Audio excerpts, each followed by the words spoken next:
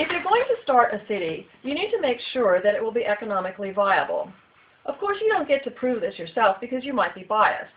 So the Commission, LAFCO, hires independent financial experts to do an analysis of the projected revenues and projected costs of the city over the upcoming 10 years. That's what they did. Here's what they found in the case of Arden Arcade.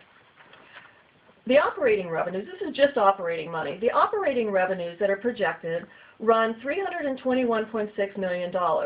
Associated with that are costs to deliver the services that we have today of $218.7 million, leaving an excess of $102.9 million. Now that $102.9 million is money that we would have available to spend in Arden Arcade. However, we need to make a revenue neutrality payment to the county every year because of the negative fiscal impact that the incorporation has on the county. That revenue neutrality payment comes to about $54 million over the first 10 years, leaving for the 10 years $49.8 million of money that we don't have the benefit of today right here in Arden Arcade.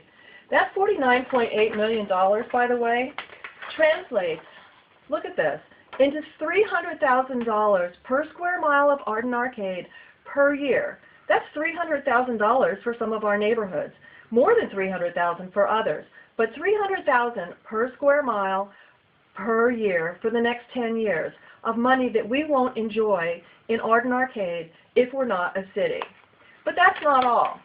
There's additional money. That was the operating fund. There's also a separate road work fund.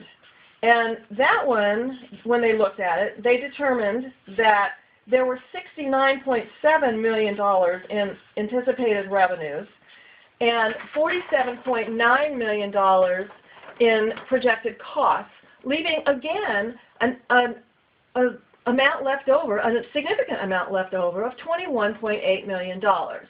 Now that's the road work. When you take the road work money and you add it to the operating money, you end up with over $70 million of money available when we're a city, and only when we're a city, to spend in Arden Arcade that's not available to us to make local decisions about today. Well, I'm real interested in that. That's a huge number. Now, let me tell you about the assumptions, because I'm sure you're wondering. The assumptions that the experts used are very conservative. They did what most of us in business do. We said, okay, we'd like to have revenues that are really high, but let's look at it realistically. In fact, the experts in the case of Arden Arcade showed property tax revenues going down over the 10-year period. They did show a slight increase of less than 2% over the entire 10 years of sales tax revenues.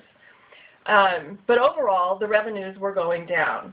This is a conservative approach to budgeting. Nonetheless, after doing that, they ended up with $71 million of money that wasn't specifically allocated to costs that we're seeing the county spend money on today. Based on that, their conclusion, I'm going to read it to you. Their conclusion was that the analysis strongly indicates that cityhood is not infeasible. Funny sentence. It strongly indicates that the scenario is not infeasible. Well, not, that's a double negative. Not infeasible equals feasible. So it works well. It gives us $300,000 or more. If you use the $71 million figure, it's over $400,000 per square mile per year. That's what cityhood will do for us. If you have more questions, there's additional information, and you can get a copy of this at my website, which is here.